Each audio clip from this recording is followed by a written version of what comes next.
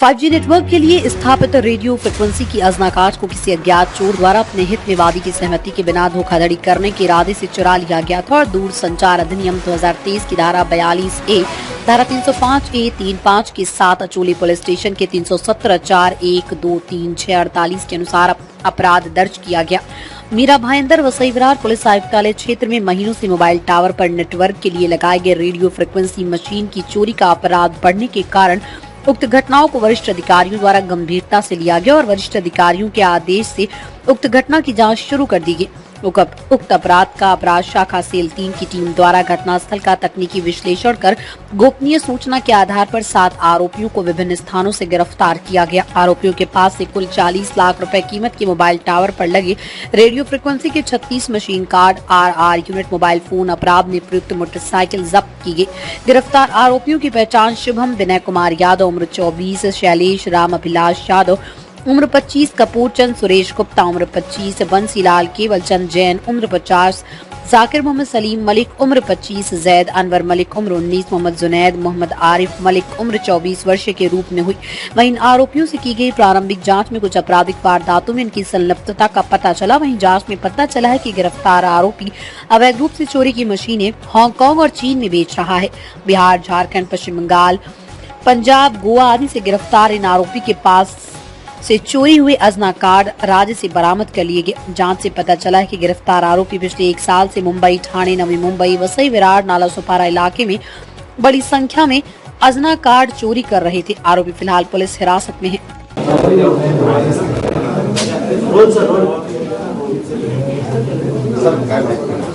आपल्याकडे मोबाईलचे जे टावर असतात, विशेषकर आपल्या देशामध्ये इंडस टावर्स नावाची कंपनी आहे, टावर्स नीचे टावर्स इंस्टॉल करतात। तिथे 5G नेटवर्कच्या कम्युनिकेशन नेटवर्क इस्टॅब्लिश करण्यासाठी त्या टावरच्या बेसवर एक युनिट असतो, त्याला म्हणतात आजना कार्ड, आणि हे नोकिया आणि एरिक्सन कंपनी भारतात सप्लाय करतात।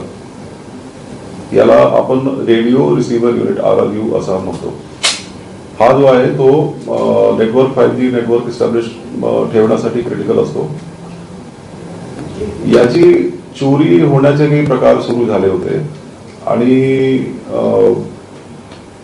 नेहमी जे पोलिसांचं लक्ष दागिने, घरफोडी या ठिकाणी जास्त असतो, परंतु हे याच्यावर पण आपला एक लक्ष गेला, जसे गुन्हे व्हायला लागलेले आहे। तर एका गुन्ह्यामध्ये आम्हाला एक CCTV अनालिसिस केल्यानंतर आचोडेचा एक गुन्हा आम्ही उघडकीस आणला। तो गुन्हा जेव्हा उघडकीस झाला तेव्हा आम्ही तिथे शुभम विनायक यादव आणि शैलेश यादव, तो शुभम अकोल्याला राहतो आणि शैलेश यादव अंधेरीला राहतो, या दोघांना अटक केली। यांनी असं कबुली दिली की त्यांना एक कपूर चंद गुप्ता नावाचा एक गृहस्थ आहे, तो पूर्वी इंडस टावर्स मध्येच काम करत होता, त्यांनी या गुन्ह्याची त्याला टीप दिली होती, तर त्याला आपण ताब्यात घेतलं। नंतर या दोघांना आपण विचारपूस केली की तुम्ही पुढे याचं काय करतात, तर त्यांनी एक स्क्रॅपचा धंदा करणारा माणूस आहे, त्याचं नाव आहे बंसीलाल जैन। बंसीलाल जैनचं नाव आपल्याला दिलं। बंसीलाल जैनला आपण ताब्यात घेतल्यानंतर त्याच्याकडून आपण काही 7-8 युनिट रिकव्हर केली आणि नंतर त्याच्या सांगण्यावरून एक तिथे कुरिअरवाला आहे, त्या कुरिअर वरून ते हे माल दिल्लीला डिस्पॅच करायचे। दिल्ली येथे एक गोडाऊन आहे, तो गोडाऊन एक मलिक बंधू आहे ते चालवतात, त्याचं नाव आहे जैद अनवर मलिक आणि जुनैद मलिक, आणि त्याचा मालक आहे त्याचं नाव आहे जाकिर मलिक। तिथे आमची धाड टाकली गेली आणि तिथून पण 7-8 असे युनिट्स आपण रिकव्हर केले, तिथून 14 युनिट रिकव्हर केले। आणि मध्ये जो जैन आहे त्या कुरिअर कंपनी त्यांनी आम्हाला टीप दिली, तर तिथून आपण 8 युनिट असे रिकव्हर केले। इथून दिल्लीला हा माल गेल्यानंतर तिकडून त्या पुढे त्याचं काय व्हायचं याबाबत आपला तपास सुरू आहे। त्यात याला काहीतरी रिसेट करून पुढे ब्लॅक मार्केटमध्ये विकत होते का हे बघावं लागेल। काही आरोपींचं असं म्हणणं आहे की हे चायना आणि हाँगकाँगला पाठवले गेलेले आहेत यापूर्वी, ते आपण तपासणार आहोत। या गुन्ह्यात अशा पद्धतीने या सगळ्यांना अटक करून आम्ही याच्याकडनं एकूण 20 गुन्हे महाराष्ट्रातले उघडकीस आलेले आहेत.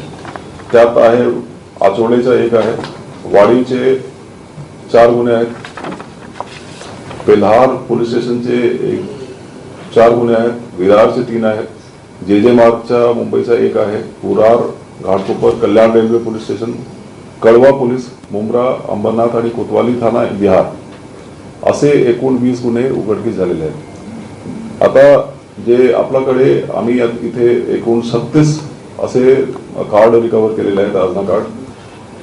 त्या 36 पैकी 10 कार्डचे सिरियल नंबर ते खोडले गेलेले आहेत, ते काही सापडत नाही. परंतु बाकीचे जे आहे त्यापैकी एक गोवाचा आहे असा एस्टॅब्लिश झालेला आहे, ते गोव्यातून चोरी झाला होता. एक दिल्लीतून चोरी झाला होता, 2 बिहारमधून चोरी झाले होते, एक झारखंडमधून आणि एक पंजाबमधून चोरी झाला होता. अशा पद्धतीने ही एक इंटर स्टेट गँग जे आहे ते आम्ही बस केलेली आहे आणि याचा पुढील तपास सुरू आहे.